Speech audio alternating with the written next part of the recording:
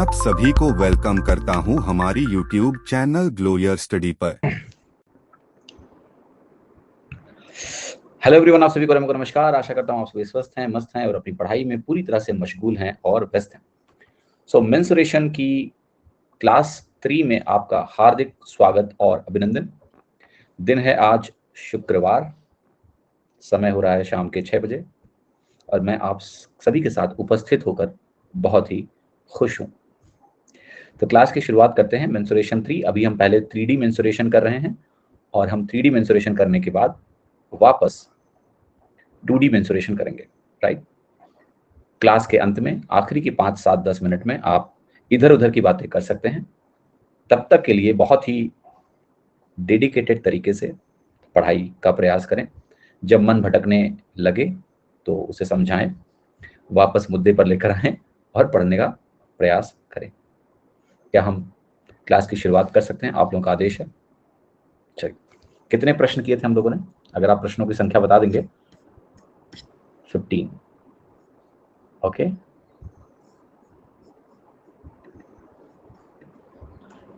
Question number 15। 15 सवाल हो गए थे, ठीक है। हाँ जी, 16 भी हो गए थे, ठीक है। क्या वॉल्यूम ऑफ हॉलो सिलेंडर में थिकनेस का वॉल्यूम निकाला जाता है? ये अच्छा सवाल है। देखिए, एक बात समझिएगा सबसे पहले।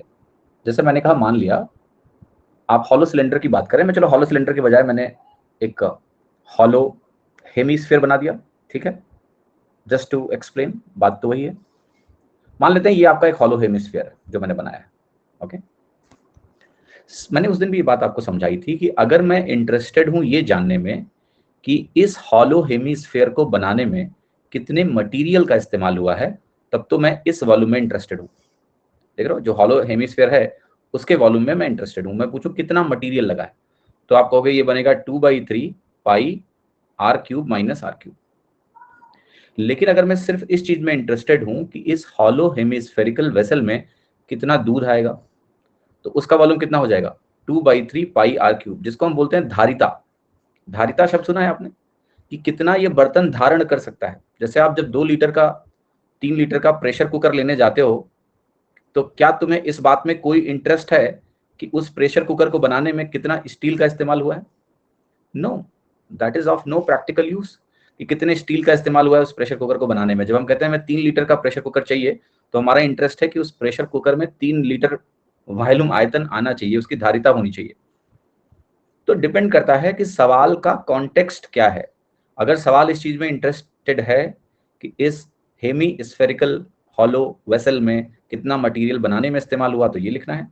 और कितना इसमें वॉल्यूम आने वाला है, अगर उसमें इंटरेस्ट है तो हम लिखेंगे ये, जहां अंदर वाले का रेडियस r है और बाहर वाले का रेडियस कैपिटल R। क्या बात समझ में आ गई? दीदी भैया करना प्लीज चैट में बंद कर दें। कोई तमीज का सवाल लिख लो चैट में, तो चैट देखने में मजा भी आए। वहां दीदी, हाय दीदी, हाय, यही चल रहा है। तो रक्षाबंधन आएगा तब दीदी भैया करना, अभी क्यों कर रहे हो? हाँ, 16वां सवाल हो गया था, 17वें सवाल पे आ जाते हैं।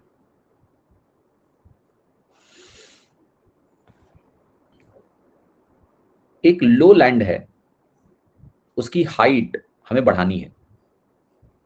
28 मीटर लंबा, 31.5 मीटर चौड़ा, इसको हमें 6.5 डेसीमीटर का बनाना है। और सॉरी, हाइट जो है वो इतनी लंबाई और चौड़ाई दी है, मुझे हाइट इतनी बनानी है। तो लो लैंड का मतलब ये हुआ कि मान लिया आपके पास कोई एक पोर्शन है इस तरीके का, ये एक लैंड पोर्शन है जिसकी लंबाई हमें दी है कि ये 48 मीटर का है और ये हमें दिया है कि 31.5 मीटर का है। इसकी हाइट हमें 6.5 डेसीमीटर से ऊंची करनी है। तो अगर आपको हाइट बढ़ानी है तो जाहिर सी बात है इसके ऊपर मिट्टी वगैरह कुछ डालोगे, हाइट बढ़ेगी। तो आगे कुछ कह रहा है कि ये 6.5 डेसीमीटर की जो हाइट आपको बढ़ानी है, इसके लिए आप मिट्टी कहां से निकाल रहे हो? डिच, यानी एक गड्ढा खोद रहे हो, 27 मीटर लंबा और 18.2 मीटर चौड़ा। तो उससे क्या होगा? उससे निकलेगा मिट्टी और उस मिट्टी को ही आप यहां पाट दोगे। अच्छा, जब चौड़ाई और लंबाई आपको उस डिच की दी है, उसकी गहराई नहीं दी है, वो गहराई ही आपको निकालनी है। तो समझना क्या है बेसिकली, कि हमें ये तो इन्होंने बता दिया है कि हमें इसकी ऊंचाई कितना बढ़ाना है, ये बता दिया ना। 6.5 डेसीमीटर ऊंचाई बढ़ा देना है इसका। ये इन्होंने साफ साफ बोल के बता दिया है। तो कॉन्टेक्स्ट अब ये हो गया कि मुझे इस पे जो मिट्टी पाटनी है उस मिट्टी का आयतन कितना होगा वो मैं यहां से निकाल सकता हूं। मुझे कितना मिट्टी पाटना पड़ेगा कि भैया इसकी ऊंचाई 6.5 डेसीमीटर से बढ़ जाए, वो मैं निकाल सकता हूं। कैसे, देखिएगा कि अगर ये वैल्यू 6.5 डेसीमीटर है तो 6.5 डेसीमीटर का मतलब जानते हो सभी लोग? देखिए मिली, ये बचपन में याद किया होगा आपने, centi, deci, metre, deca, hecto, kilometre, ये एक चीज होती है। Milli, centi, deci, metre, deca, hecto, kilometre. अब अगर मैं कहूं 1 सेंटीमीटर कितने मिलीमीटर के बराबर है, जैसे आप नीचे आते जाओगे 1 सेंटीमीटर 10 मिलीमीटर के बराबर है, 1 डेसीमीटर 10 सेंटीमीटर के बराबर है और 100 मिलीमीटर के बराबर है, क्योंकि 10 इंटू 10 लाइक दैट। अब यहां पर हमें मीटर का मामला अगर है और यहां 6.5 डेसीमीटर दिया है तो 6.5 डेसीमीटर जो होगा ये 65 सेंटीमीटर के बराबर होगा, 65 मीटर के बराबर होगा। 1 डेसीमीटर 10 मीटर के बराबर होता है, राइट? क्लियर है कि नहीं? 1 मीटर 10 डेसीमीटर के बराबर होता है। क्या ये 65 होगा या 0.65 होगा? क्या होगा? यहां जो चीज लिखी है वो सही लिखी है गलत लिखी है? गलत लिखी हुई है। देखिए 1 मिलीमीटर 1 सेंटीमीटर से छोटा होता है। तो अगर मैं कहूं कि मेरे पास यहां पर 1 मिलीमीटर है तो वही चीज सेंटीमीटर में 0.1 सेंटीमीटर होगी, कि नीचे क्या है कि यूनिट बढ़ रही है। तो अगर मेरे पास 6.5 डेसीमीटर है तो उसको मीटर में बोलूंगा 0.65 मीटर, क्योंकि 1 मीटर 10 डेसीमीटर के बराबर होता है। नीचे आने पे यूनिट बढ़ रही है and therefore it is 0.65 metre. तो मुझे यहां पर 0.65 मीटर करना है।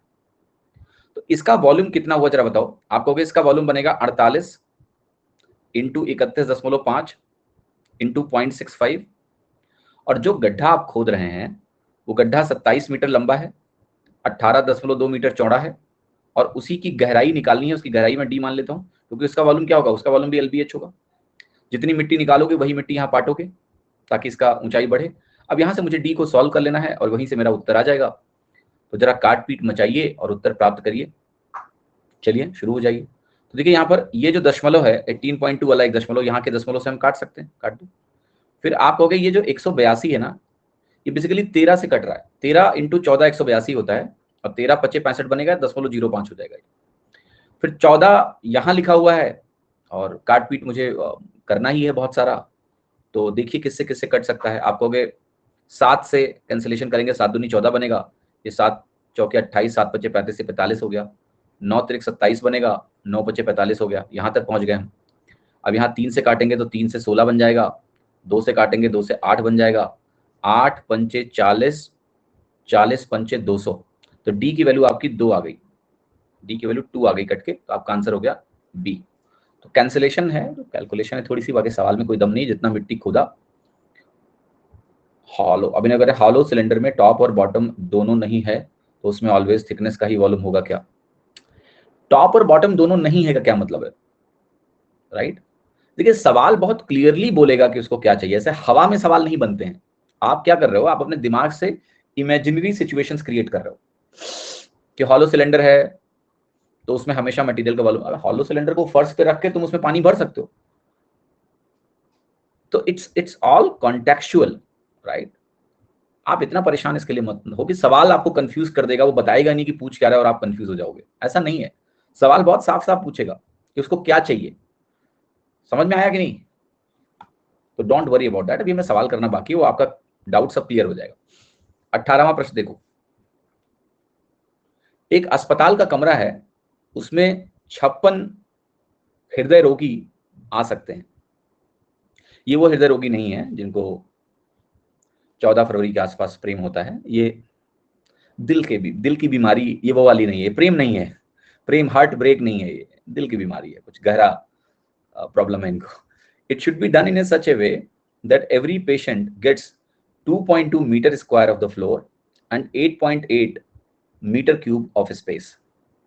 If the length of the room is 14 meter, then breadth and height of the room are respectively. देखिए सवाल बहुत ही दर्दनाक और बहुत ही शब्द नहीं मिल रहा मुझे, वाहियात प्रश्न है ये। अभी सवाल का अगर आप कॉन्टेक्चुअल मतलब निकाले लगोगे ना, पेचीदा नहीं है ये, बहुत ही मनहूस सवाल है। अभी मैं आपको दिखाता हूँ, ठीक है। देखिए सवाल को करना कैसे है। हर एक पेशेंट को इतना एरिया चाहिए और इतना वॉल्यूम चाहिए, ठीक है, क्लियर। इसका मतलब क्या है, आप ये कहोगे कि जो फर्श है, जरा इसको समझने की कोशिश करना आप, कि 56 हमारे पास हार्ट पेशेंट हैं और हर पेशेंट का आपको एरिया दिया है कि भाई उस पेशेंट को अगर आप फर्श पे लिटाओगे तो 2.2 मीटर स्क्वायर का एरिया वो ऑक्यूपाई करेंगे। अब एक बात बताओ मुझे, 8.8 का वॉल्यूम ऑक्यूपाई करते हैं वो और 2.2 का एरिया ऑक्यूपाई करते हैं, तो 4 मीटर एक और लेंथ कंपोनेंट है जो हमें मिल रहा है। इसको समझना है कि ये क्या है। हम ये मान रहे हैं कि हमारा जो ह्यूमन बीइंग है, हम ये मान के चल रहे हैं कि वो क्यूबॉइड शेप का है, परफेक्ट क्यूबॉइड, जो कि ह्यूमन बीइंग्स नहीं होते हैं। होते हैं क्या? वॉल्यूम को आप एरिया से डिवाइड करके 4 मीटर निकाल रहे हो, एक तरह से ऊंचाई निकाल रहे हो, तो हम मान के चल रहे हैं कि ह्यूमंस क्यूबॉइड के, पहला, वरना सवाल होगा ही नहीं। बट ह्यूमन एक कॉम्प्लेक्स स्पीशीज है, वो क्यूबॉइड शेप का नहीं होता है, पहली बात। तो बोल देते कि भाई लकड़ी है, लकड़ी का लॉक बोल देते, क्यूबॉइड ही सीधे बोल देते हैं, आदमी को कमरे में ठूसने की क्या जरूरत है। अब आगे देखो, अभी कहानी ये निकल गया। आगे की जो आपकी कहानी है वो और खतरनाक है। क्यों खतरनाक है? क्योंकि अब हमें इसका इस्तेमाल करते हुए हमें जो 14 मीटर का लंबाई है, देखो अब आपको क्या क्या मिल गया, जरा इसको समझते हैं। आपको ये मिल गया कि भाई ये 14 मीटर लंबा ये है, और दिस इज द सिनेरियो जो अभी आपको समझना है, कि आपको ये 14 मीटर पता चल गया। आपको ये मालूम चल गया कि भाई ऊपर अगर हम एक लेयर आदमियों की बिछाएंगे तो उस एक लेयर में 4-4 मीटर की ऊंचाई जाने वाली है। ये हमें काफी अच्छे से क्लियर हो गया है, यहाँ पर इतना कोई प्रॉब्लम नहीं है। हर किसी का वॉल्यूम अगर 8.8 मीटर क्यूब का है तो टोटल वॉल्यूम आपको समझ में आ रहा है कितना होगा? 56 इंटू 8.8 का टोटल आयतन होगा। Clear? This is the total volume occupied by these human beings. ये किसके बराबर होगा जरा बताओ? आप कहोगे ये जो वैल्यू है, ये वैल्यू हम किसके बराबर करेंगे? ये वैल्यू हम बराबर करेंगे 14 इंटू 4, जो एक ऊंचाई का कंपोनेंट आया हमारा 4, और एक आपकी वैल्यू आई ब्रेड्थ, जिसको हम बोल देते हैं बी, मान लिया लेट से। तो 14 चौको 56, बी की वैल्यू कितनी हो गई? 2.2। 14 चौके 56, और यहां से आया 2.2, 8.8 आया, क्या आया? 8.8 मीटर आ गया। तो आप करो, ब्रेड्थ हमें मिला 8.8 मीटर और हाइट हमें मिल गई 4 मीटर ए। कंसिडरिंग कि आदमी के ऊपर आदमी नहीं लाद रहे हैं तो हाइट 4 ही रखेंगे। ये कैसा कमरा है भैया जिसमें वेंटिलेशन ही नहीं होगा? आदमियों को ऐसे ठूसा गया है कि उनके बीच में कोई गैप नहीं होगा, क्योंकि अगर कोई गैप हो जाएगा तब तो वो टोटल वॉल्यूम 56 इंटू 8.8 से अधिक हो जाएगा। तो कैसे आप गर्दन एडजस्ट करोगे? भगवान जाने क्या कर रहे हैं लोग। Let's not focus into it, ठीक है। ये 56 के 56 हृदय रोगियों में से कोई बचा नहीं होगा मेरे ख्याल से। ऐसे इनको ठूसा जाएगा, वैसे ही मर जाएंगे बेचारे, ठीक है। इन ह्यूमन क्वेश्चन है, इसकी जगह यार क्यूबॉइड वर्ड लिख के अच्छा सवाल बनाया जा सकता है। तो बच्चों को डराने के लिए कुछ भी हार्ट पेशेंट फलान ढिमकान, बताओ तो। खैर ठीक है, कर लिए, सवाल आया तो। But very wrong question, so many assumptions। Human beings को हम क्यूबॉइड मान रहे हैं, हद हो गई। और इस तरह से उनको ठूस रहे हैं कि जैसे वो बिना गैप के बिल्कुल फिट हो जा रहे हैं, जैसे लकड़ी का कोई सामान है कि बिल्कुल फिट हो गए, कोई गैप नहीं छोड़ रहे हैं। इम्प्रैक्टिकल सवाल है, सवाल को हटवाना है मुझे, सीट से हटवा दूंगा आगे के लिए, पसंद नहीं आया मुझे सवाल। चलिए, एक सवाल कह रहा है कि एक रूबिक्स क्यूब है जिसकी एज 6 सेंटीमीटर की है। इसको हमने पेंट किया है सारी भुजाएं, और फिर इसको हमने यूनिट क्यूब्स में काट दिया है। यूनिट क्यूब्स का मतलब क्या होता है? मतलब क्यूब ऑफ साइज 1 सेंटीमीटर। पूछा ही जा रहा है आपसे कि the number of unit cubes with no side painted. ये एक्चुअली रीजनिंग का सवाल है, पेंटिंग वोंटिंग का। और इसका फॉर्मूला ये होता है कि देखिए, n-2 का होल क्यूब आपका आंसर होता है, राइट। नो साइड पेंटेड वाले क्यूब का फॉर्मूला ये होता है, नो साइड पेंटेड। 6 आपकी भुजा है यूनिट क्यूब में आप काट रहे हो 1-1 सेंटीमीटर। ओके, तो ये हो गया आपकी 6 - 2 का होल क्यूब, ये बन जाता है आपका 64 का आंसर। तो ये रीजनिंग का प्रश्न है एक्चुअली में। ओके, तो इस पर ज़्यादा दिमाग मत लगाओ। So this is based on formula। एक होता है all side painted, no side painted, शायद आपने पढ़ा हो कि नो साइड पेंटेड की वैल्यू ये होती है। अगला सवाल देखते हैं, 20वां सवाल। एक स्मूथ वुडन बॉक्स है, उसका मेजरमेंट दिया है 20 centimetre by 12 centimetre by 10 centimetre. Thickness of the wood is 1 centimetre, volume of the wood to make the box. अब देखो सवाल में बहुत क्लियरली लिखा हुआ है कि क्या चाहिए हमें, वॉल्यूम ऑफ वुड चाहिए इस बॉक्स को बनाने में। ये नहीं पूछ रहा है कि इसमें कितना आयतन आ सकता है, नहीं, कितना वुड लगेगा इसको बनाने में, राइट, बहुत क्लियर है। तो ऐसा करते हैं, इसको पहले समझते हैं कि किस तरह से बक्सा हमारा है। तो बक्सा हमारा कुछ इस प्रकार से है।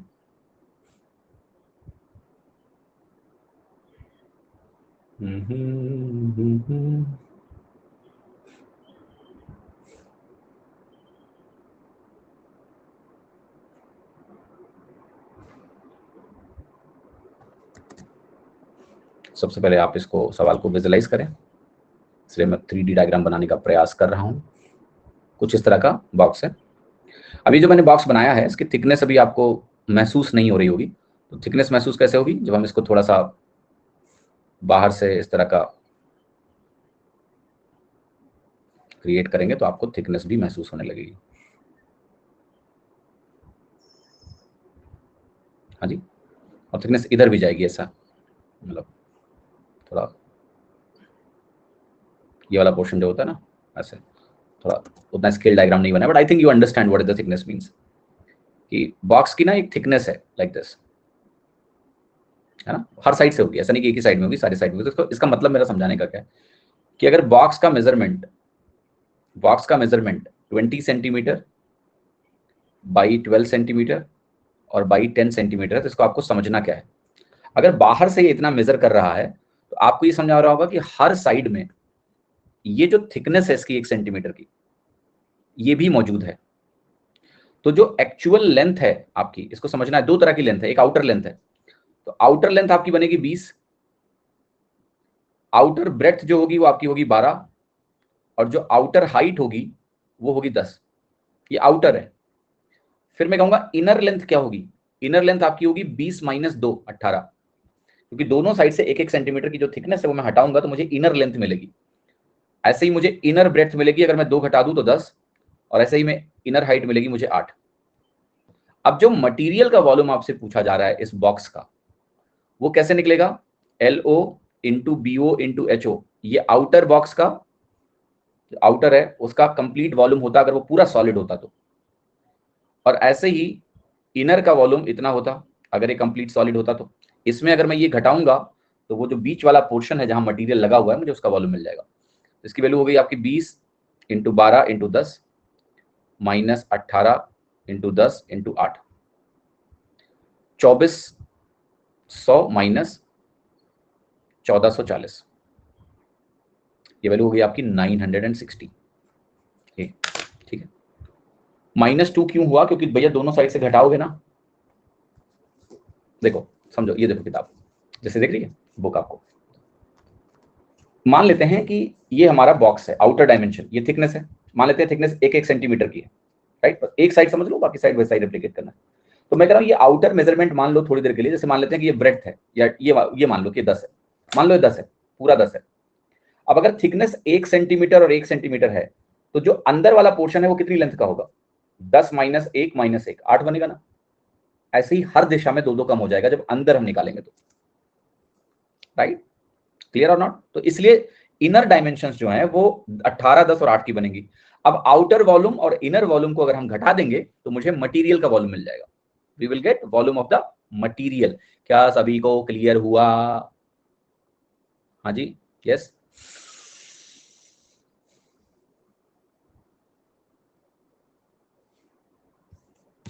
चलो 21वां सवाल देते हैं।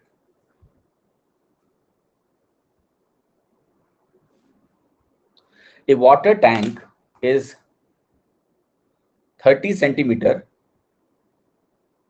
Long, 20 centimetre wide, 12 meter deep. It is made of iron sheet, which is 3 meter wide. The tank is open at the top. If the cost of iron sheet is rupees 10 per meter, find total cost of iron required to build the tank. Right? Let's see what is happening in this particular question. सबसे पहले आपको ये समझना है कि sheet कहां लगेगी। Total जो सरफेस एरिया होगा वो सरफेस एरिया शीट से बना होगा, तो इसका आप निकालिए TSA। तो टोटल सरफेस एरिया हमारा बनेगा 2LB plus BH plus HL से, तो ये हो गया 2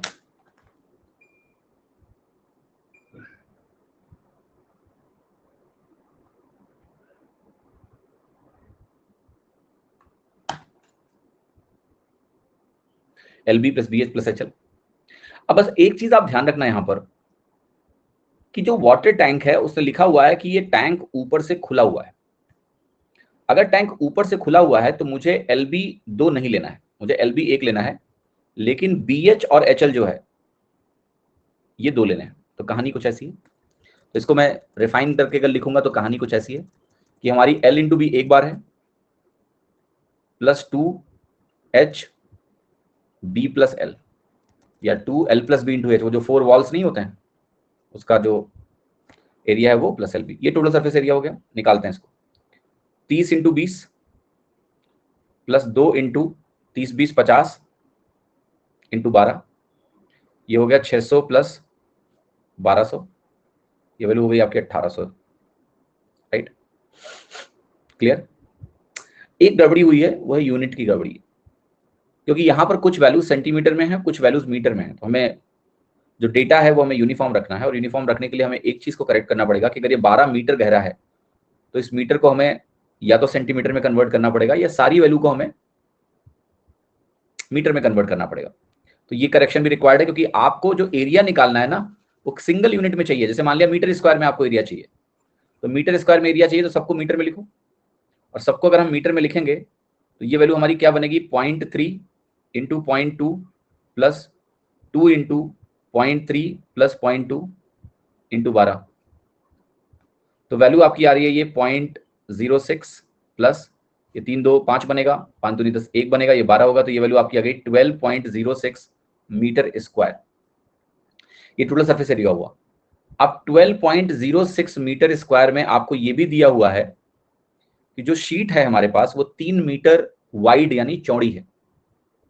तो अगर मैं इसको 3 मीटर से डिवाइड करूं तो ये वैल्यू हमारी 4.02 मीटर की हमें लेंथ लगने वाली है। ये लेंथ रिक्वायर्ड है क्योंकि टोटल एरिया हमें 12.06 का चाहिए, और 12.06 का अगर मुझे टोटल एरिया चाहिए और 3 मीटर की हमारे पास चौड़ाई मौजूद है, तो लंबाई जो चाहिए वो 4.02 चाहिए, और 4.02 इंटू 10 पर मीटर जो कॉस्ट है ये हमें 40.2 रुपीज देगा, जो कि गलत है। कोई आंसर मैच नहीं कर रहा है। वो इसलिए नहीं कर रहा होगा क्योंकि मुझे लग रहा है ये डायमेंशन भी मीटर में ही होनी चाहिए। Right, think about A water tank 30 centimetre लंबा। प्रैक्टिकली आपको लग रहा है वाटर टैंक 30 सेंटीमीटर लंबा कौन वाटर टैंक बनाएगा? राइट, तो ये सेंटीमीटर नहीं होना चाहिए, ये एक्चुअली में मीटर होना चाहिए सब कुछ, है ना। TSA इनसाइड का भी लेना पड़ेगा। let me come to that, right? Why 3 meter divided? I'll come to that, don't worry about that, परेशान ना हो। अच्छा, एक चीज और बताओ, किसी ने बोला कि हमें जो टोटल सरफेस एरिया लेना है वो तो अंदर का भी लेना पड़ेगा। वो बात सही है, हमें थिकनेस यहाँ 0 माननी पड़ेगी क्योंकि थिकनेस की बात नहीं की गई है, लेकिन सरफेस एरिया बाहर और अंदर दोनों का लेना पड़ेगा। यस और नो? क्या ऐसा है? क्या बाहर और अंदर दोनों का सरफेस एरिया हमें लेना पड़ेगा? नहीं। जैसे मान लो ये शीट है तुम्हारे पास, अब ये शीट जब तुम बाजार से खरीदते हो तो पैसा तुम्हें किसका लेता है? टाइल्स लगवाई है घर में कभी आपने? टाइल्स का जो पैसा होता है ना वो स्क्वायर मीटर में होता है, इसी का पैसा लेता है बस तुमसे। अब ये तो नहीं आगे का पैसा अलग चाहिए, पीछे का अलग चाहिए, डबल सरफेस एरिया दे रहा हूं नहीं। तो जब आप एक टैंक बनाओगे तो जो शीट तुम्हारे पास है उसके पास ऑलरेडी 2 साइड है, उसको तुम मोड़ के जो शीट बना रहे हो, एक साइड तुम बना रहे हो, अगला अपने आप बन रहा है, तो आपको डबल पेमेंट नहीं करना है। पॉइंट सही है आपका कि सरफेस अंदर है और बाहर भी है, पेंट नहीं कर रहे हो ना आप। अगर तुम्हें पेंट करना होता ना तो डबल करके पेंट करते, समझे कि नहीं? लेकिन जब मटेरियल की बात हो रही है तो दूसरा साइड तो अपने आप मिल रहा है ना, मैं उसका पैसा हम क्यों देंगे? समझे कि नहीं समझे? बट अच्छी बात है आप सोच रहे हो, very good, it's very nice कि आप सोच रहे हो, क्योंकि इसी से चीजें आपकी क्लियर होंगी। चलो एक काम करते हैं, इसको ना 30-20 मान के लगाते हैं। मीटर मान लो, सेंटीमीटर नहीं होना चाहिए। This should not be centimetre, it should be metre metre metre. अब करते हैं, 30 इंट को 20 से गुणा करेंगे 600 मिलेगा, 30-20 50 हो गया, 50 इंटू 12 हो गया, ये हो गया 1800 मीटर स्क्वायर। अब आप क्या करोगे, इस 1800 को डिवाइड करोगे 3 से, ठीक? कितना मिलेगा? इससे मिलेगा आपको 600 मीटर, यानी इतनी लेंथ चाहिए मुझे। 600 लेंथ में 10 रुपए पर मीटर, यानी 6000 रुपया लग गया। आपका आंसर हो गया ए, ठीक है? समझे कि नहीं समझे? हाँ जी, इसका एरर करेक्ट करवा देंगे। क्वेश्चन नंबर 21,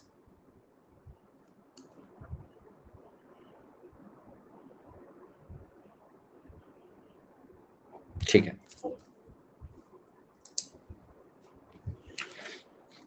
समझ में आया? आगे बढ़ जाएं। y डिवाइडेड बाई 3, क्योंकि अमन जी जो शीट तुम्हारे पास अवेलेबल है ना, उसकी चौड़ाई 3 मीटर मुझे दी है। तो बेसिकली मैं क्या कर रहा हूं, मैं ऐसा कर रहा हूं कि 1800 मीटर स्क्वायर बटे 3 इंटू एल, मुझे एल निकालना है ना। बेसिकली 1800 मीटर स्क्वायर किसके बराबर होगा? 3 इंटू एल के बराबर होगा ना, क्योंकि उसकी चौड़ाई फिक्स है 3। कभी कपड़ा लेने गए हो तुम शर्ट सिलाने के लिए पापा के साथ? बुशर्ट सिलाने गए हो कभी? वहां पर यही होता है, क्योंकि जो थान होता है ना उसकी चौड़ाई फिक्स होती है, तो वो लंबाई के टर्म्स में ही बात करता है। अभिनव जी, नहीं गए हो तो जाके कपड़ा खरीदो पापा के साथ। वहां जो कपड़े का थान आता है, पैंट या शर्ट का कपड़ा, उसकी चौड़ाई फिक्स होती है। वो लंबाई की बात करते हैं, क्षेत्रफल की बात नहीं करते वहां, क्योंकि चौड़ाई फिक्स है। लंबाई की बात करते हैं और लंबाई के हिसाब से ही पैसा लेते हैं। कहते हैं कि इसका रेट क्या है, इतने रुपए मीटर, एंड देन वो मीटर से उसकी लंबाई नाप के और पैसा ले लेते हैं। क्षेत्रफल का पैसा नहीं लेते हैं आपसे, क्योंकि वो फिक्स है पहले से ही, सबको पता है कितना होता है। समझे कि नहीं? इसलिए हमने लंबाई निकाली कि वो 3 मीटर जो है वो तो वाइड दिया हुआ है मुझे। लंबाई कितनी लगी? 600, और लंबाई का पैसा 600 इंटू 10, 6000। ठीक है, क्लियर हो गया?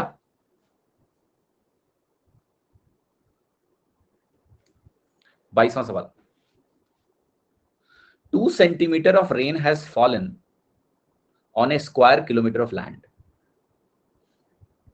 Assuming that 2 by 5 of the raindrops could have been collected and contained in a pool having a 200 meter by 20 meter base, by what level the water level in the pool have increased? सबसे पहले तो ये सवाल आपको समझना है कि what is the meaning of 2 centimeter of rain? Simple तरीका होता है इसको मेजर करने का। नॉर्मली पानी जब पृथ्वी पे गिरता है तो पृथ्वी पानी सोख लेती है।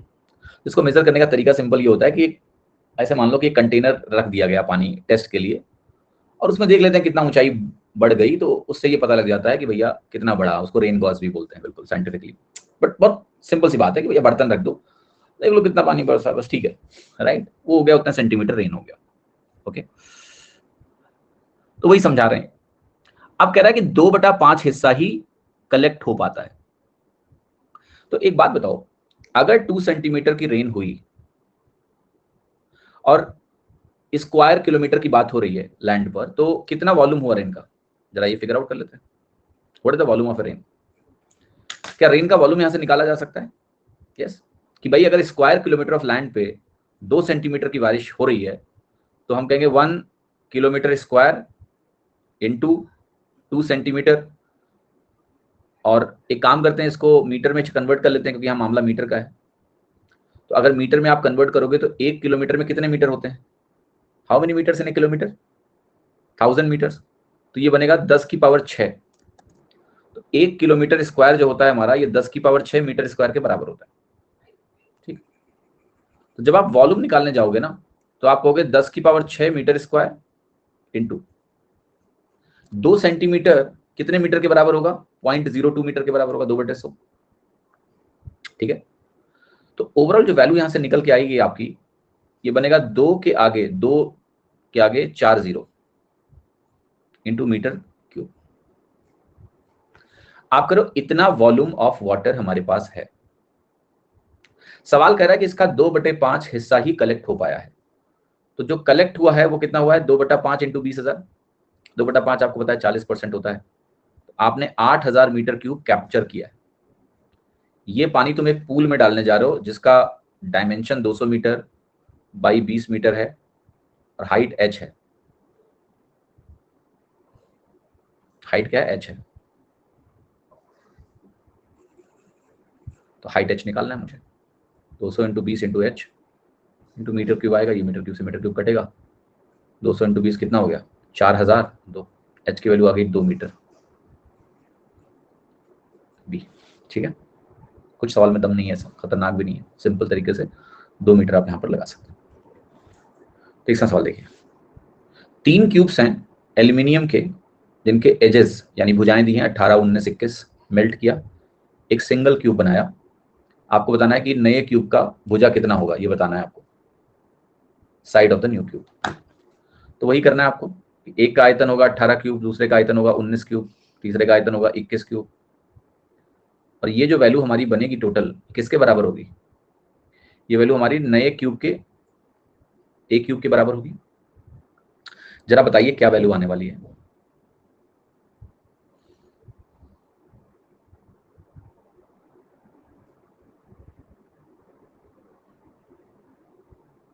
क्या आंसर है?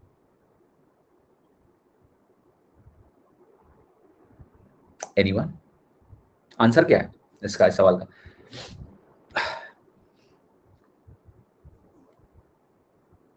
28। आप यूनिट डिजिट से भी देख सकते हैं, सवाल इतना आसान है। अगर आप यूनिट डिजिट देखें तो यहाँ 1 आएगा, यहाँ 9 आएगा, यहाँ 2 आएगा। तो ओवरऑल जो यूनिट डिजिट बनेगा वो 2 बनेगा। किसके क्यूब का यूनिट डिजिट 2 होगा? बी का, बाकी किसी और का नहीं होगा। इसका भी होगा, ए का भी होगा, बट ए गलत क्यों है? क्योंकि 18 क्यूब में अगर आप 19 क्यूब और 21 क्यूब जोड़ रहे हो तो ए की वैल्यू 18 से तो बड़ी ही आएगी, इसलिए ये गलत है। It can not be correct. ठीक है, इसका भी यूनिट डिजिट 2 है, बट ये तो गलत है क्योंकि 18 से तो बड़ा ही आना है। वो तो दिख रहा है ना, 18 प्लस समथिंग अगर है तो 18 से बड़ा ही उत्तर होगा। तो ए तो सबसे पहले एलिमिनेट कर दो, तो होना ही नहीं है। बाकी बच्चे ऑप्शन में यूनिट डिजिट से 2 करेक्ट है। ये आप चाहो तो सबकी वैल्यू लिखो, जोड़ो, फिर एक क्यूब देखो, वो भी कर सकते हो। ठीक है, बड़ा लंबा प्रोसेस है। यूनिट डिजिट से काम बन रहा है, चला लो। रख के करना है तो रख के भी कर सकते हो। 24वां सवाल, एक रेक्टेंगुलर शीट है, उसका डायमेंशन हमें दिया हुआ है। एक क्यूब है, इसका साइड 2 सेंटीमीटर, वो हमने काटा है इसके कॉर्नर से और एक बॉक्स बनाया है। आपको बताना है वॉल्यूम इस बॉक्स का क्या है। What is the meaning of this? इस सवाल का मतलब यह है,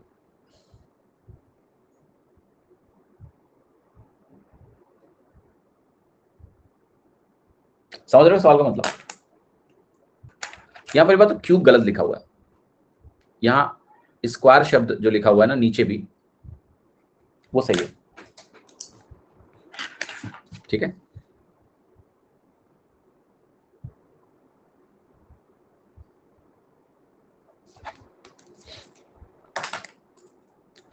क्या मतलब इसका? इसका मतलब देखो ये है कि अगर मैं आपके सामने एक पेपर बनाऊं, ऐसे रेक्टेंगुलर शीट देख रहे हो ऐसे, अब इस रेक्टेंगुलर शीट में मैं कर क्या रहा हूं लिखना, मैं आपके सामने कुछ ऐसा कर रहा हूं। एक स्क्वायर मैंने यहां से काट दिया, एक स्क्वायर पोर्शन मैंने यहां से काट दिया इस तरीके से, और ऐसे ही आपने यहां भी एक काम किया, यहां से एक स्क्वायर निकाल दिया और यहां से भी एक स्क्वायर निकाल दिया। जब आप ऐसा करोगे ना तो ये पोर्शन हट जाएगा, ये पोर्शन हट गया, राइट? और जब ये पोर्शन हट जाएगा ना तो आप इसको मोड़ सकते हो। कैसे मोड़ सकते हो? मैं नया कलर यूज करता हूं, ब्लू। आप इसके अबाउट इसको खड़ा कर सकते हो। देखो, इसको ऐसे टर्न कर दो, घुमा दो, इसको ऐसे घुमा दो, इसको ऐसे घुमा दो, फोल्ड कर दो, इसको ऐसे फोल्ड कर दो, इसको ऐसे फोल्ड कर दो, तो आपको विजुलाइज हो रहा है कि एक टॉप पर ओपन बॉक्स बन जाएगा। और उस बॉक्स की खास बात क्या होगी कि ये जो भुजा है, क्योंकि आपने 2 सेंटीमीटर का साइड आपने काटा है, पहले जो लंबाई थी वो 30 थी, 30 में 4 जाएगा तो ये 26 बन जाएगा। ये पहले जो ब्रेड थी, चौड़ाई थी, वो 25 थी, 25 में 4 जाएगा 21 बनेगा। ये भी 2 कटा आपने, और ये जो वैल्यू है ये कितनी है, 2 की आपने कटाई करी है, तो 2 ही इसकी हाइट बन जाएगी। तो अगर मुझे वॉल्यूम निकालना है तो वॉल्यूम बनेगा बॉक्स का 21 इंटू 26 इंटू 2। तो बॉक्स का जो वॉल्यूम है वो ये है। और यहां जब बॉक्स का वॉल्यूम पूछा जा रहा है, that's not a material volume, it's a hollow box. अंदर कितनी धारिता है उसकी, वही पूछी जा रही है आपसे। तो 21 इंटू 26 इंटू 2 या फिर 26 इंटू 21 इंटू 2 ये कैलकुलेट करना है। तो ये बनेगा 21 इंटू 52, 52 दुना 104 होता है, 1040 बनेगा। 52 एक 52 होगा, जोड़ेंगे तो 1092 बन जाएगा, 1092 क्यूबिक सेंटीमीटर। ये CU मतलब क्यूबिक सेंटीमीटर, सेंटीमीटर क्यूब। ठीक है, क्लियर है, मेक सेंस, सभी को समझ में आएगी। अच्छा सवाल है। समझ में नहीं आया तो एक पेपर ले लेना। रामेश्वरी समझ में नहीं आया, कोई बात नहीं, आप एक A4 पेपर ले लो घर पे, कॉपी का पन्ना फाड़ लो, हर कोने से 2 सेंटीमीटर का एक स्क्वायर काट देना और फिर मोड़ के एक बक्सा बना लेना, समझ में आ जाएगा आपको। क्लियर? तो ये खुद करके देख सकते हो आप। अब अगर इतना आलस भी कर गए कि हम ये भी नहीं करेंगे, तब आपको समझाना बहुत मुश्किल है। या तो विजुलाइज करके समझ लो जैसा मैंने समझाया, या एक पन्ना फाड़ो, काटो, मोड़ो और देखो। Simple, right? ये सवाल तो करके देख सकते हो आप, विजुलाइजेशन आपको आ जाएगा इसका। 4 वॉल्स का एरिया दिया है, लेंथ दिया है कि ब्रेड्थ का 2 गुना है, हाइट 11 मीटर है। What is the area of the ceiling? तो देखो, लेंथ ब्रेड्थ का 2 गुना हो गया, हाइट हो गया 11। चारों वॉल्स का जो एरिया होता है वो होता है twice of L plus B into H. इसकी वैल्यू कितनी दी है हमें? 2640। 2 इंटू 3x इंटू 11 2640 के बराबर है। 11 से काटिए, 11 दूना 22, 11 चौके 44, x की वैल्यू हो गई 40। सीलिंग एरिया क्या होता है? सीलिंग एरिया जो फर्श का एरिया है वही सीलिंग का एरिया होगा, L into B, which is 2x square, which is 2 into 1600, which is 3200 metre square. B option, ठीक है। अगला सवाल बहुत अच्छा है, आपका दिमाग पूरा हिल जाएगा इस सवाल को देखते हैं। बट इसको देखने के पहले हमें पिरामिड की चर्चा करनी पड़ेगी थोड़ी सी, स्पेशली ट्रायंगुलर पिरामिड की। तो आते हैं और जरा ट्रायंगुलर पिरामिड समझते हैं। तो पिरामिड में मैंने आपको पिरामिड स्ट्रक्चर समझाया था, कैसे उसका एरिया वगैरह लिखते हैं बताया था। हमने एक कोन देखा था जो कि एक पिरामिड स्ट्रक्चर है। बट अब हम बात करने जा रहे हैं ट्रायंगुलर पिरामिड की। Triangular pyramid,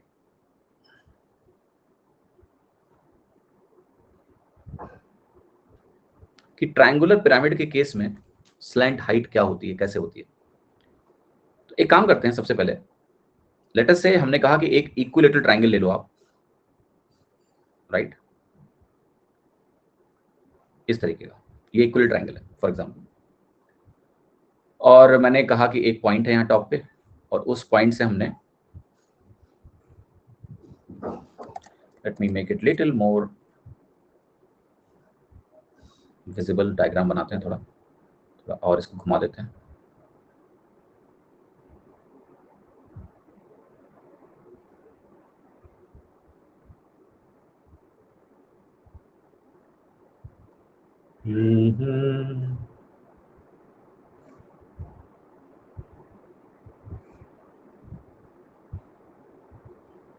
something like this.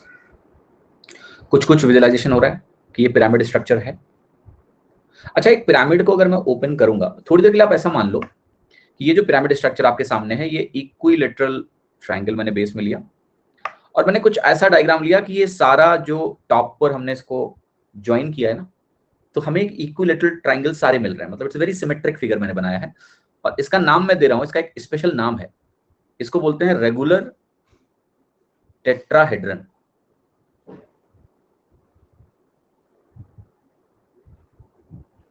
इसको हिंदी में बोलते हैं सम चतुष्फलक। तो पहले इसको समझेंगे। रेगुलर टेट्राहेड्रन समचतुष्फलक, इसमें क्या होता है, हमने एक बेस लिया जो कि एक इक्विलेटरल ट्राइंगल है, समबाहु त्रिभुज है। हमने ऊपर पॉइंट ऐसे सिमेट्रिकली लिया है कि जब हम सारे कोनों को मिला रहे हैं तो जो 3 ट्राइंगल मुझे और मिल रहे हैं, 3 ट्राइंगल और मिल रहे हैं कि नहीं मिल रहे हैं, कहां मिल रहे हैं वो 3 ट्राइंगल, वो मिल रहे हैं मुझे कर्व सरफेस एरिया के पार्ट में। वो भी क्या है, वो भी इक्विलेटरल ट्राइंगल है। अब अभी कम समझ में आया तो परेशान मत हो, मैं ना इस ट्राइंगल को खोलने जा रहा हूं, खोल देते हैं थोड़ा सा, तब आपको शायद और बेहतर समझ में आए। तो अगर आप इस ट्राइंगल को ओपन करेंगे बेसिकली तो क्या होगा मैं दिखा रहा हूं। अगर आप एक समचतुष्फलक को खोलेंगे तो क्या मिलेगा, खोल के आप इधर ही प्रोजेक्ट कर दो पूरा, तो मैं दिखाता हूं क्या बनेगा। मतलब इस चित्र को हम बोलते हैं, आप चाहो तो इसको खुद घर पे बना सकते हो बैठ के। आप एक पेज ले लो, उस पेज पे एक ऐसे इक्विलेटरल ट्रायंगल बनाओ, उसके मिड पॉइंट को ज्वाइन कर दो, एक और इक्विलेटरल ट्रायंगल बनेगा, और फिर आप इसके अबाउट ना फोल्डिंग कर दो। इसके अबाउट अगर आप इसको फोल्ड करोगे ना तो ऊपर के तीनों कॉर्नर ज्वाइन हो जाएंगे, और ये जो फिगर बनेगी, इस फिगर को हम बोलते हैं कि ये हमारा ट्रायंगुलर पिरामिड का स्पेशल केसेस को हम रेगुलर टेट्राहेड्रन बोलते हैं, राइट। अब आप एक चीज देखो ध्यान से कि इसका अगर मैं टोटल सरफेस एरिया की बात करूं, ये अगर साइड ए है तो इसका जो टीएसए बनता है टोटल सरफेस एरिया, वो हो जाता है √3 इंटू ए स्क्वायर। बनेगा कि नहीं बनेगा, √3 into A square, because √3/4 into A square into 4 करोगे तो √3 इंटू ए स्क्वायर बन जाएगा। अगर मैं आपसे पूछूं कि कर्व सरफेस एरिया क्या है, तो ये होता है 3√3/4 ए स्क्वायर, क्योंकि वो 3 इक्विलेटरल ट्रायंगल के सरफेस हैं, तो √3/4 ए स्क्वायर इंटू 3 कर देंगे। तो ये लिखना तो बहुत आसान है, कर्व सरफेस एरिया और टोटल सरफेस एरिया। अगर आपको इसका वॉल्यूम लिखना हो तो कैसे लिखेंगे, तो that's something which is important. How do we write the volume, और वॉल्यूम का फॉर्मूला आपको याद रखना है, तो उसके लिए मैं थोड़ा सा इस डिस्कशन को ब्रॉड करता हूं कि how we can write the volume. तो अगले पेज में चलते हैं और समझते हैं इसको। सबसे पहले तो देखो, आप इसको ऐसे बना लो इस तरीके से, और मैंने कहा कि मान लेते हैं हमारा पॉइंट कहीं यहां पर है टॉप पर, ये तीनों को आपने ज्वाइन किया। अब हाइट को जरा समझना, मैं ना इस पॉइंट से, ये पॉइंट सेंटर पे है, यहां से जब मैं इस पॉइंट को ज्वाइन करूंगा तो मुझे हाइट मिलेगा। Yes, understand this very clearly. इस पॉइंट से सेंटर पे मैंने यहां वर्टिकली टॉप पर इसको ज्वाइन किया तो मुझे हाइट मिलेगी, इसको मैं बोलूंगा h। ये जो चीजें आपको दिख रही हैं, ये इसको हम बोलते हैं स्लैंट एज। ये स्लैंट हाइट नहीं है। स्लैंट हाइट क्या है मैं समझाता हूं। स्लैंट एज ये इसलिए है कि जब कॉर्नर को हम ज्वाइन कर रहे हैं यहां पर टॉप से, तो वो स्लैंट हाइट नहीं है, स्लैंट एज कहलाती है यहां पर। स्लैंट हाइट आपको कब मिलेगी, जब आप यहां इन भुजाओं के मिड पॉइंट को टॉप से ज्वाइन करेंगे। तो ये जो ब्लू कलर है, ये ब्लू कलर आपको देगा स्लैंट हाइट। जब हम कोण ले रहे थे तो वहां ये समस्या इसलिए नहीं थी क्योंकि वहां पर सर्कुलर पोर्शन था, तो हर जगह एल की वैल्यू सेम थी, तो वहां स्लैंट एज का कॉन्सेप्ट आया ही नहीं, सीधे वो स्लैंट हाइट थी, एक ही हाइट थी हर जगह से। बट यहाँ अलग अलग डिस्टेंसेज हैं, कॉर्नर की दूरी अलग है, इसलिए slant height will be the mid point, ये इक्वल होगा। अब देखना, अगर मैं इसको इससे ज्वाइन कर दूं तो क्या होगा। तो ये स्लैंट हाइट है, तो ये एल है, ये एच है।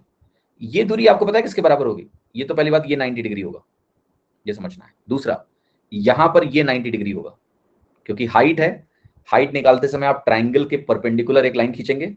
तो अगर कोई लाइन ट्राइंगल के परपेंडिकुलर है तो वो ट्राइंगल के प्लेन में जितनी भी लाइंस होंगी उनके उनके परपेंडिकुलर होगी। दोनों 90 डिग्री कैसे अभिनव जी, पहली बात तो अलग अलग प्लेन की चर्चा हो रही है, पहली बात तो ये आप ज्योमेट्री मत देखो यहाँ पर, ये 90 वो 90 क्या पैरेलल लाइंस हैं, नहीं भैया, दोनों अलग अलग प्लेन के एंगल्स हैं। मैंने आपको एक बात बहुत अच्छे से समझाई थी, अगर आपको याद है तो, कि अगर एक प्लेन है मेरा, ये प्लेन है, और इसके ऊपर आपने एक लाइन खींची जो इसके परपेंडिकुलर है, तो ऑब्वियसली जो ट्राइंगल होगा वो इस प्लेन में होगा। हाइट निकालते समय आप ट्राइंगल के परपेंडिकुलर एक लाइन लेते हो, तो अगर एक लाइन वो हाइट वाली अगर ट्राइंगल के परपेंडिकुलर है तो वो ट्राइंगल के प्लेन में जितनी भी लाइंस होंगी उन सबके परपेंडिकुलर होगी। ये जो लाइन है ये पिंकिश कलर की, पिंकी कलर है, क्या बोलेंगे इसको, पिंक बोलेंगे इसको, नहीं पिंक नहीं है ये, क्या बोलते हैं इसको, पर्पल, ठीक है। अपने बेटी के साथ ना उसको बहुत कलर्स आने लगे हैं अभी से, she knows almost every colour, TV देख देख के सब सीख गई है। तो मैं भी कुछ एक्स्ट्रा कलर जानने लगा हूँ, ये पर्पल होता है, मुझे नहीं पता था पहले, राइट। तो ये लाइन जो है ना, ये मैंने ट्राइंगल के सेंटर से उसकी भुजा के मिड पॉइंट को ज्वाइन किया है, तो ये लाइन ट्राइंगल के प्लेन में होगी, तो ये हाइट वाली लाइन इसके परपेंडिकुलर होगी, पहली बात। और ये तो आपने इसके मिड पॉइंट को ज्वाइन किया है, तो मिड पॉइंट थ्योरम वगैरह जो भी पढ़ते हो कि यही अल्टीट्यूड है, यही मीडियन वगैरह सब होता है ना, इक्विलेटरल ट्रायंगल, तो ये तो 90 डिग्री होता ही है। अब इस लेंथ का एक नाम और होता है, आपको पता है या नहीं, ये a/2√3 के बराबर होता है, क्योंकि यहां से लेके यहां तक की दूरी इक्विलेटरल ट्रायंगल में क्या बोलते हैं इसको, इन रेडियस, ये a/2√3 के बराबर होता है। अब देखो, अब यहां से कुछ निकलने जा रहा है, निकालें। एल की वैल्यू कोई बताएगा क्या है, एल की वैल्यू √3/2a के बराबर है। कैसे कैसे? क्योंकि अगर आप साइड वाला ट्राइंगल देखो ध्यान से, मैं साइड वाले ट्राइंगल को अभी फ्रंट में यहां बना देता हूं, तो साइड वाले ट्राइंगल में ये दूरी तुम्हारी एल है, ये कर्व्ड वाला एक ट्राइंगल मैंने बना दिया और सारे इक्विलेटरल हैं, तो ये वैल्यू मेरी एल है, एल की वैल्यू √3/2a के बराबर है। अब आप बताओ मुझे एच स्क्वायर की वैल्यू क्या होगी, आप कहोगे एच स्क्वायर की वैल्यू होगी L square minus, blue line 90 degree कैसे होगी, वो तो इंक्लाइंड है ना अनुज। कल क्लास में आए थे तुम, परसों या नहीं, पहले बताओ, राइट आए थे? हाँ जी, मैंने क्या बताया था कि 3D फिगर को बिना डिस्टॉर्ट किए 2D में नहीं बना सकते, ये बताया था आपको, यस और नो? तो फिर तुम एक्सपेक्टेशन ऐसे क्यों रख रहे हो कि वो तुम्हें बिल्कुल 90 डिग्री दिखेगा? जो सही प्रोजेक्शन 2D में है वो ये है, बट एक साथ हम 3D देखने की कोशिश करेंगे तो वो डिस्टॉर्टेड दिखेगा, पक्का दिखेगा। तो जो प्रिमाइस है आप उसको ही भूल गए और कह रहे हो कि देखो ये लाइन परपेंडिकुलर तो दिख ही नहीं रही है। हाँ दिख रही है, आप केवल एक प्लेन देखो ना इधर, ये देखो, केवल ये मैंने ये वाला ट्राइंगल अलग से बना दिया, तो वहां वो 90 डिग्री है, समझे कि नहीं? बताओ, आप समझ में आया? तो एच स्क्वायर की वैल्यू जो होगी ये 90 डिग्री कोण बनाएगा, ये एल हाइपोटेनस की तरह काम करेगा। तो अगर मैं एच आर एल वाला ट्राइंगल बना दूं आपके सामने तो वो ऐसा बनेगा, देखो ये ट्राइंगल अगर एक प्लेन ही मैं आपके सामने कैलकुलेट करूं, यहां बना के दिखाऊं, एच ऐसा होगा, ये ऐसा होगा और ये एल ऐसा होगा। अगर उसको आप सिंगल प्लेन क्रिएट करोगे तो कुछ ऐसा बनेगा, ये वैल्यू आपकी a/2√3 के बराबर होगी और ये 90 डिग्री होगा। तो अब यहां से बनेगा h की वैल्यू एल स्क्वायर माइनस ए स्क्वायर बटे 12, ए स्क्वायर बटे 2 दूनी 4 तियां 12, एच स्क्वायर की वैल्यू मिलेगी, एल स्क्वायर की वैल्यू है 3/4 ए स्क्वायर माइनस ए स्क्वायर बटे 12, एच स्क्वायर की वैल्यू आपको यहां से मिलेगी 4 तियां 12, 9 माइनस 1 8 ए स्क्वायर बटे 12 which is 2a square by 3। यहां से आपको h की वैल्यू क्या मिल रही है, √2/3 इंटू ए। ये बहुत इंपॉर्टेंट फॉर्मूला है। रेगुलर टेट्राहेड्रॉन यानी सम चतुष्फलक की जो ऊंचाई होती है h, वो √2/3 into A, where A is the side of regular tetrahedron. ठीक है, h मिल गया। अगर h मिल गया तो हम वॉल्यूम भी लिख सकते हैं। कैसे? वॉल्यूम की जो वैल्यू आएगी, क्योंकि ये वॉल्यूम किसका है, पिरामिड का है, तो 1/3 आएगा into base area into height, 1/3 into base area equilateral triangle √3/4 A square into height is h, h आपका अभी क्या आया, √2/3 इंटू ए क्यूब, तो आपको साफ साफ दिख रहा होगा मस्त, √3 से √3 कट भी गया, ये भी दिख रहा होगा, तो ये √2a³ बटे 12 आया। इसको हम ऐसे भी लिख सकते हैं a³ अपॉन 6√2, यह है वॉल्यूम, राइट।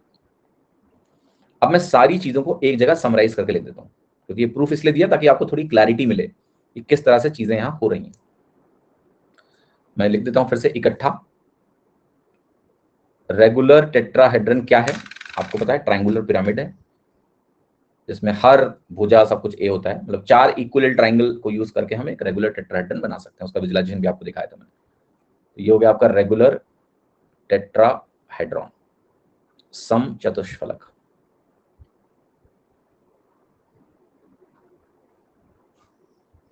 साइड हमने मान लिया इसकी ए है, तो हमें क्या क्या मिला, कर्व्ड सरफेस एरिया हमने लिखा था, 3 equilateral triangle curved surface area बनाते हैं 3√3/4 इंटू ए स्क्वायर। टोटल सरफेस एरिया की बात करेंगे तो हो जाएगा √3 ए स्क्वायर, क्योंकि 3√3 4 इंटू √3/4 ए स्क्वायर करोगे तो ये मिलेगा। हाइट की वैल्यू आई आपकी √2/3 इंटू ए, वॉल्यूम की वैल्यू आई या तो आप लिखो √2a³/12 या आप लिखो a³/6 √2, एक ही बात है। तो ये सारे जो फॉर्मूले मैंने लिखे हैं ये आपको याद होने चाहिए फॉर रेगुलर टेट्राहेड्रन। ये सबसे ज्यादा पूछने वाला कोन के बाद सेकंड पिरामिड है जो सबसे ज्यादा पूछा जाता है, वो है रेगुलर टेट्राहेड्रन समचतुष्फलक। कर्व सरफेस एरिया का जनरल फॉर्मूला पिरामिड के लिए क्या होता है, केवी साहब पिछली क्लास को रेफर करें, उसमें लिखवाया था मैंने क्या होता है जनरल फॉर्मूला। अभी नहीं बताऊंगा मैं, रिवाइज क्यों नहीं करते हो? हाँ,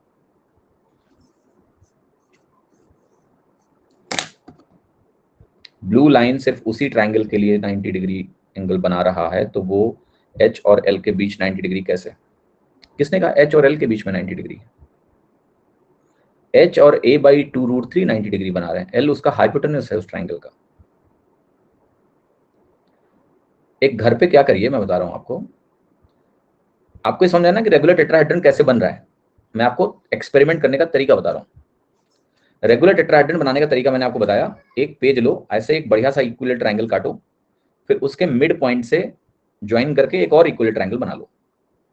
फिर क्या करो, उसको इस भुजा के अबाउट मोड़ दो। किस भुजा के अबाउट? इस भुजा के अबाउट मोड़ दो, तो आपको पहले तो टेट्राहेड्रन दिखना शुरू हो जाएगा। अब आप एक काम ये भी करो, यहां पर एक ऐसे लाइन खींच दो, ये तुम्हारे लिए एल हो गया, this is the L for you. ये लाइन खींच लो, वहीं पर बाहर की तरफ खींचना। जब आप इसको मोड़ोगे, टॉप पर लेके जाओगे, तो आपको समझ में आएगा कि ये किस तरीके से आपका देने वाला है जो हमें चाहिए। देन यहां से यहां तक आपका ये पॉइंट हो जाएगा जो आपको a/2√3 देगा।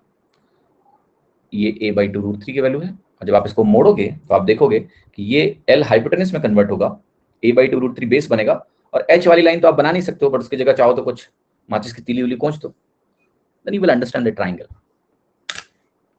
ठीक है, तो ये एक्सपेरिमेंट खुद करके देख लो घर पे।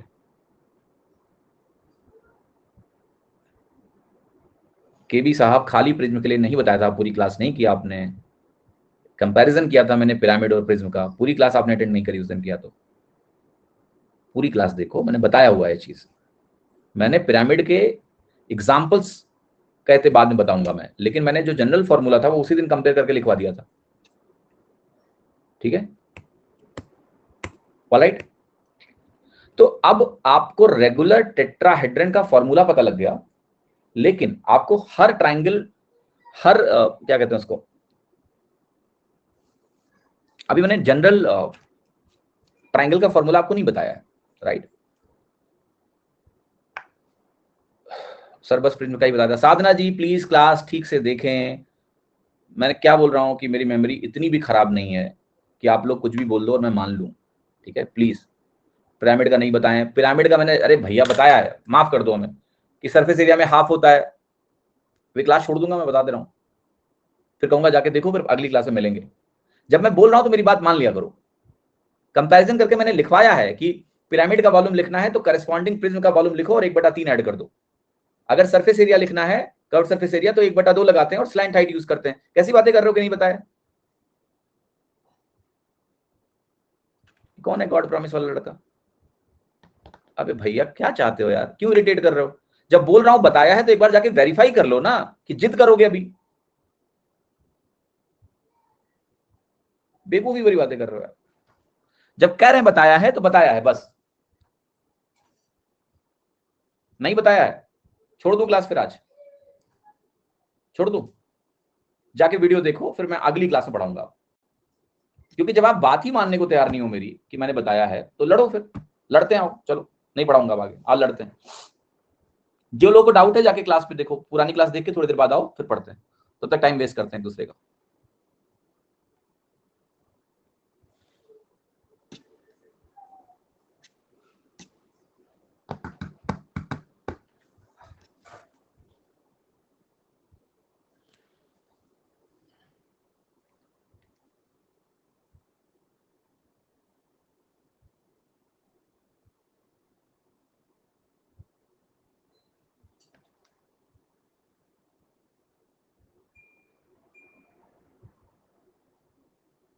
जाओ जाओ देख के आओ, जो लोगों को डाउट है प्लीज अपना वो पुराना क्लास देख के आओ फट से। बैठा हूं मैं, क्विट नहीं कर रहा हूँ, मैं वेट कर रहा हूँ, देख के आओ जल्दी से। तो मैं अपने एसी का टेम्परेचर थोड़ा सही करता हूँ। जिनको भी डाउट है प्लीज जाइए और देख के आइए फटाक से, क्योंकि आप मेरी बात नहीं मान रहे हो ना। जब मैं बोल रहा हूँ मैंने बताया तो जिद कर रहे हो कि नहीं बताया नहीं बताया नहीं बताया। जाओ देख के आओ, जाओ जाओ जाओ, और फिर माफी मांगो आके यहाँ पर, फिर आगे बढ़ेंगे। माफी इसलिए क्योंकि तुम बात नहीं मान रहे हो मेरी, पूरी क्लास का टाइम खराब कर रहे हो।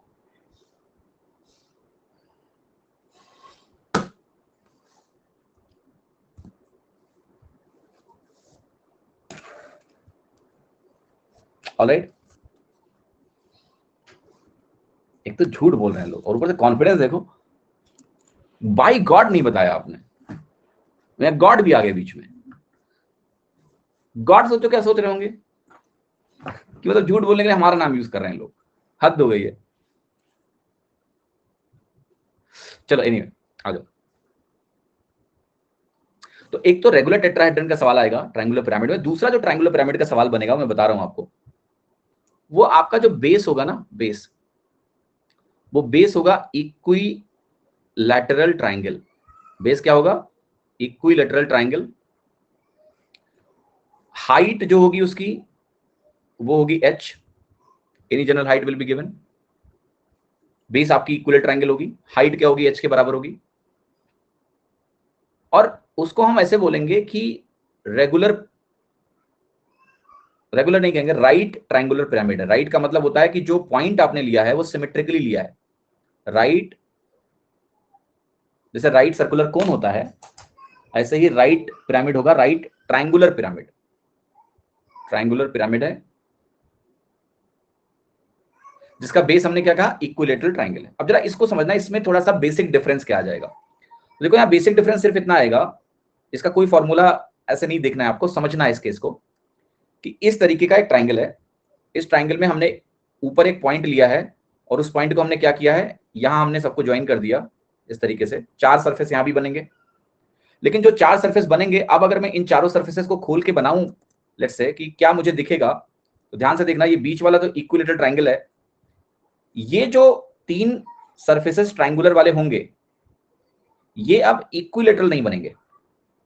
समझ रहे हो मेरी बात? ये इक्विलैटरल नहीं है, लेकिन ये क्या है इसको समझना। इनकी भुजा जो भी होगी, जैसे इसकी भुजा मैंने बोल दिया ए है, ये भुजाएं बराबर होंगी, बी भी होगा, क्योंकि आपने जो पॉइंट लिया है, अगर राइट पिरामिड है तो पॉइंट आप सिमेट्रिक लोगे, और अगर आप पॉइंट सिमेट्रिक लोगे तो एच कितना बड़ा कितना भी बड़ा ले लो। देखो टेट्राहेड्रन वाला पिरामिड बनाने के लिए एच फिक्स है। टेट्राहेड्रन वाला पिरामिड बनाने के लिए एच आपका √2/3 होना चाहिए, तो वो टेट्राहेड्रन वाला पिरामिड बन जाएगा, यानी ये बी हमारा ए के बराबर हो जाएगा। लेकिन अगर आपने हाइट कुछ और ली तो ये जो पोर्शंस हैं ये इक्विलैटरल ट्रायंगल ना बना के आपके आइसोसेलेस ट्रायंगल बनेंगे। क्या बनेंगे? आइसोसेलेस ट्रायंगल बनेंगे। बाकी कहानी सब सेम रहेगी। ये वैल्यू आपकी स्लैंट हाइट के बराबर होगी, जिसको मैं अभी भी एल बोलूंगा। यहां वही कहानी है, सेंटर से एक एच होगा, तो सेंटर से यहां पर एक दूरी ड्रॉ करेंगे, इसको हम बोलेंगे कि ये हमारा एच के बराबर है। यहां पर ये भी यही कहानी होगी कि भाई ये दूरी लेंगे, ये दूरी अगेन वो a/2√3 के बराबर होगी, a/2√3। और यहां से यहां तक इसको अगर हम ज्वाइन करेंगे, यहां से यहां अगर हम इसको ज्वाइन करेंगे इस वैल्यू को, तो ये वैल्यू हमारी अभी भी एल के बराबर होगी। यहां भी आपका h² l² माइनस a²/12 होगा। सब कुछ सही है, h² l² माइनस a²/12 होगा। लेकिन जो l² है वो इंटरेस्टिंगली आपको समझना है किसके बराबर है, ये वैल्यू a/2 के बराबर है। तो l² की वैल्यू b² माइनस a²/4 है। l² की वैल्यू b² माइनस a²/4 है। दैट्स इट, बाकी सारी चीजें वही हैं। l निकल जाएगा, h निकल जाएगा, बाकी सारे काम वही करने हैं हमको। कि अगर हमें वॉल्यूम लिखना होगा तो वॉल्यूम किसके बराबर होगा? वॉल्यूम हो जाएगा आपका 1/3 इंटू √3/4 a², ये बेस एरिया हो गया, इंटू हाइट, तो a² h/4 ये वॉल्यूम हो जाएगा। नहीं सॉरी, 3 से कैसे काट दिया मैंने, एक minute, sorry sir, a² h/4√3 ये आपका वॉल्यूम हो जाएगा। h निकाल ही लोगे आप, यहां रख दोगे। अगर मुझे इसका कर्व्ड सरफेस एरिया लिखना होगा तो कर्व्ड सरफेस एरिया लिखने का तरीका क्या होता है, अगर आप चाहें तो यहाँ बहुत सारे तरीके हैं जो आपको समझ में आएंगे। कि भाई 4 ट्राइंगल हैं, उन चारों ट्राइंगल का मुझे टोटल सरफेस एरिया लिखना है। तो नीचे वाले का सरफेस एरिया तो बेस एरिया कहलाता है, उसको लिखना नहीं है। ऊपर वाले का क्या होगा, हाफ इंटू ए इंटू एल, एक ट्राइंगल का एरिया हुआ, हाफ इंटू ए इंटू एल, 3 करोगे तो 3/2 इंटू ए एल, आपका ये बन गया कर्व सरफेस एरिया, 3/2 ए, 3 आइसोसेलेस ट्राइंगल का एरिया कर्व सरफेस एरिया हो गया। अगर आपको टोटल सरफेस एरिया लिखना हो तो आपको नीचे वाले का एरिया भी जोड़ दो, तो √3/4 ए स्क्वायर प्लस 3/2 एल। रटो मत कुछ भी, यहाँ डायग्राम में समझना बहुत जरूरी है कि भाई हाइट क्या है, स्लैंट हाइट क्या है, ये लेंथ a/2 √3 क्यों है, because when these points will be understood then only you can do these questions, right? समझ में आई बात? कितने लोगों को मेरी बात समझ में आई? ओके, ठीक है, आगे बढ़ जाओ। ठीक है, तो चलो अगला सवाल देखते हैं। अब अगले सवाल पे हम पहुंच सकते हैं क्योंकि वहां पर भी बन रहा है कुछ ट्रायंगुलर पिरामिड। समझ लेना, फॉर्मूला इंपॉर्टेंट नहीं है, डायग्राम समझना बहुत जरूरी है। Let's call it a day, let's call it evening, today is evening. अब इवनिंग हो गई, अब डे क्यों कॉल इट करना है? महक जी, कसम खा के आते हो क्या आप लोग कि इरिटेट करेंगे सर को? उससे आपको, कुछ लोग होता है ना कि दूसरों को इरिटेट करने से बहुत खुशी मिलती है, ऐसा है क्या?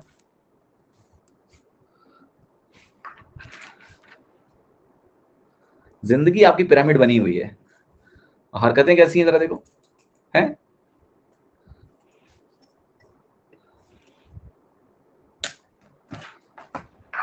Let's call it a day.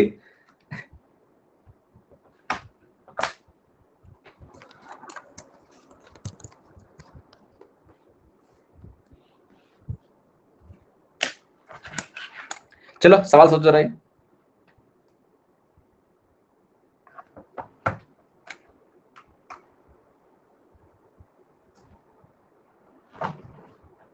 चलिए चलिए चलिए, सवाल सोचिए।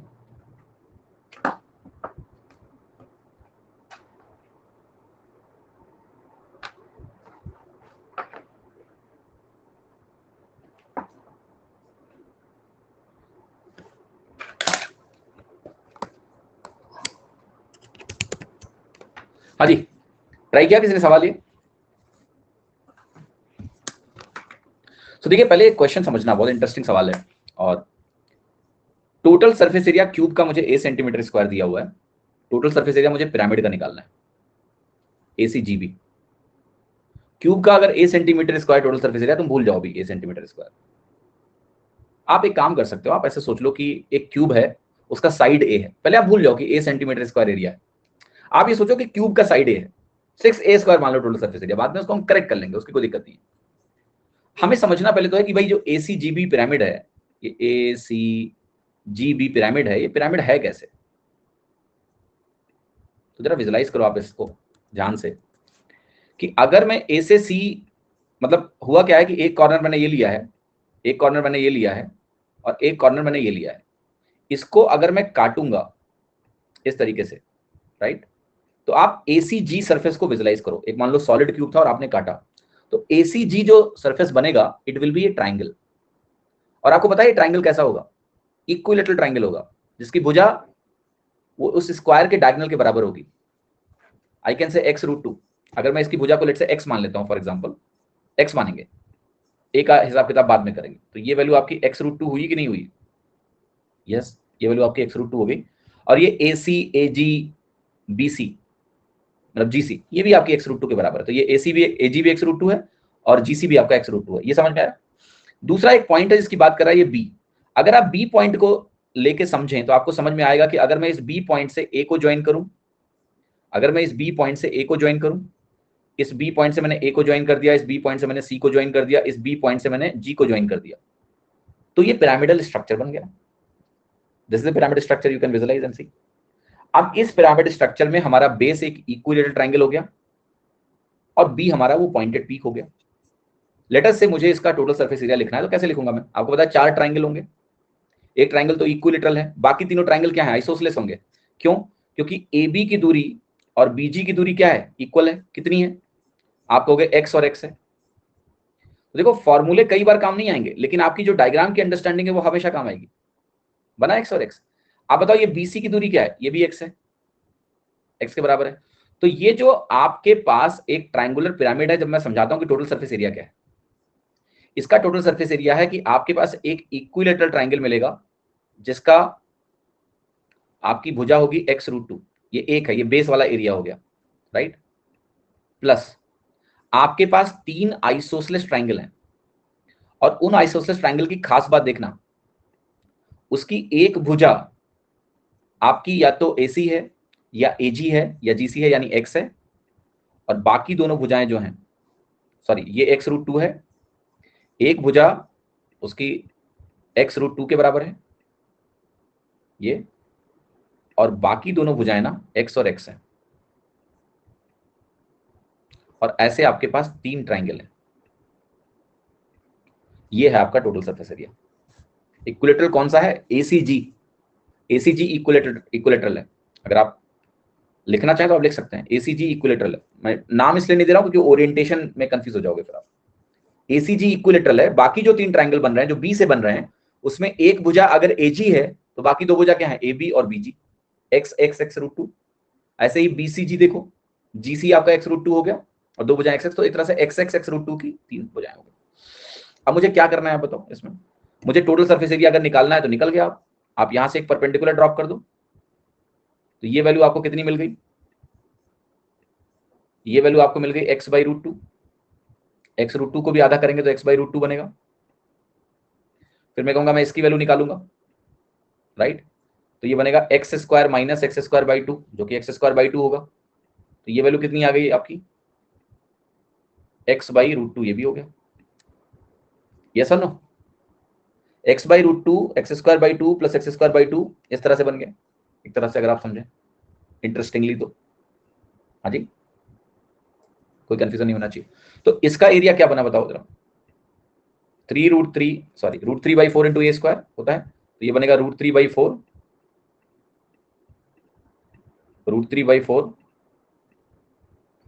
Into a²। a² की जगह यहां क्या बनेगा? 2x²। ऐसे लिखो, प्लस 3 इंटू इसका एरिया मुझे लिखना है, तो इसका एरिया होगा हाफ लिख दिया। कंफ्यूजन रहा है? थोड़ा धैर्य से बैठो, परेशान ना हो। सवाल अच्छा है तो कंफ्यूजन होगा ही। पहली बार तो पिरामिड देख रहे हो तो कंफ्यूजन नहीं होगा,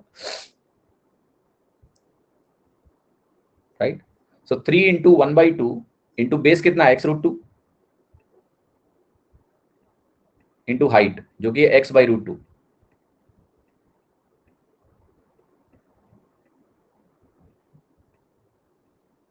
ये स्किप करने में भलाई है।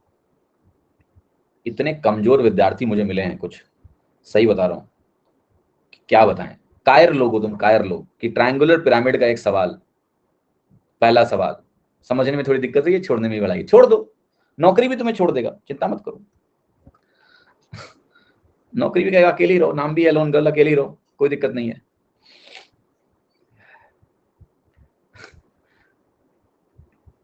x²√3 समझने में बस दिमाग ना लगे, कोई थाली में सजा के आके इंस्पेक्टर की पोस्ट दे दे या MEA में असिस्टेंट बना दे, मतलब ASO बना दे, बस खुश रहेंगे, मेहनत नहीं करनी पड़े बस। 3x²/2, right. ये फाइनल आंसर हुआ। अब एक चीज आपको समझना है, रिप्लेस करना है मुझे कुछ यहाँ पर थोड़ा सा, और वो रिप्लेसमेंट ये है कि 6x² की वैल्यू a के बराबर है, a² के बराबर है। This is equal to this, 6x² अगर a² के बराबर है, क्योंकि सवाल में ऐसा दिया हुआ है कि क्यूब का टोटल सरफेस एरिया a है, नॉट a² बट a। तो यहां से आपको x² की वैल्यू रिप्लेस करके a/6 रख देनी है।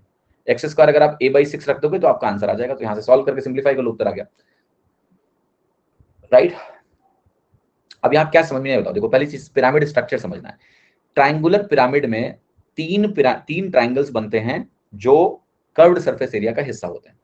समझना पहले, ट्रायंगुलर पिरामिड में 3 ट्रायंगल्स बनते हैं जो कर्व्ड सरफेस एरिया का हिस्सा होते हैं, और एक हमारा बेस ट्रायंगल होता है। इन चारों के एरिया का टोटल कहलाता है टोटल सरफेस एरिया। मैंने जो ट्रायंगल यहां काटा गया है उसको मैंने आपको, उन चारों ट्रायंगल को मैंने यहां बना के दिखाया कि जो ACG ट्रायंगल है वो एक इक्विलेटरल ट्रायंगल है, क्योंकि उसकी सारी भुजाएं क्या है? जो एक फेस है क्यूब का उसकी डायगोनल वो x√2 के बराबर होती है। तो ACG हमारा x√2 का एक इक्विलेटरल ट्रायंगल हो गया, ये हमारा बेस हो गया।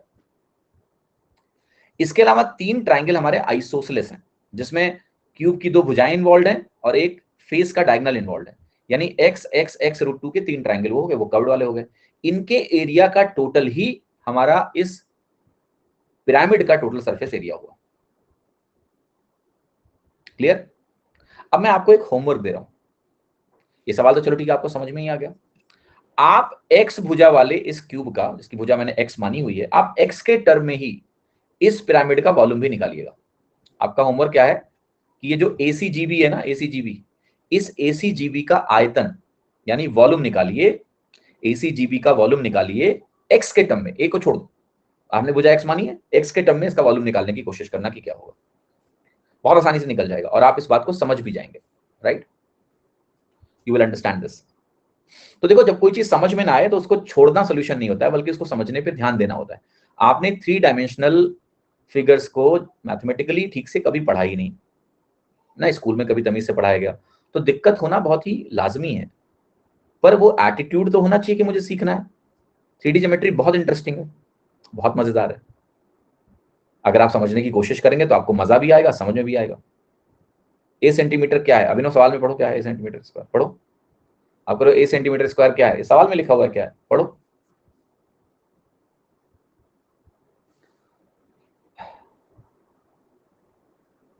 पढ़िए क्या लिखा हुआ है। ड्राइव में मेंसुरेशन की सीट नहीं है, ऐसा कैसे हो सकता है? एक मिनट।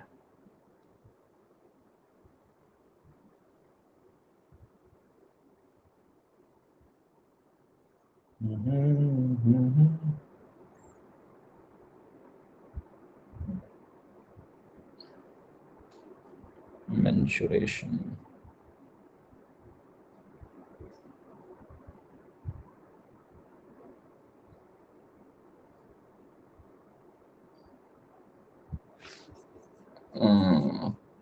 चेक कर लो, कोऑर्डिनेट ज्योमेट्री भी नहीं है।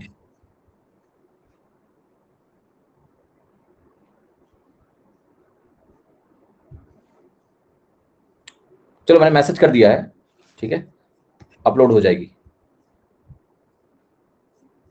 नहीं नहीं, एक शीट मैंने आपको दी थी, उसमें उसमें पूरा कंप्लीट हमने अपलोड करवाया यार, कैसी बात कर रहे हो? एक मिनट रुको, केवल ट्रिगोनोमेट्री की थोड़े ना है।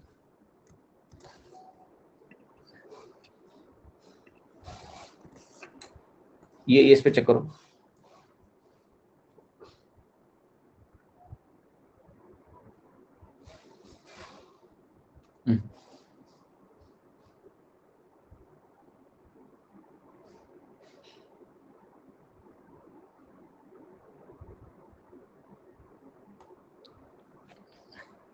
चलो है उसमें, लिंक पे जाके देखो, सब अपलोडेड है। ठीक है, बाय, कल मिलते हैं।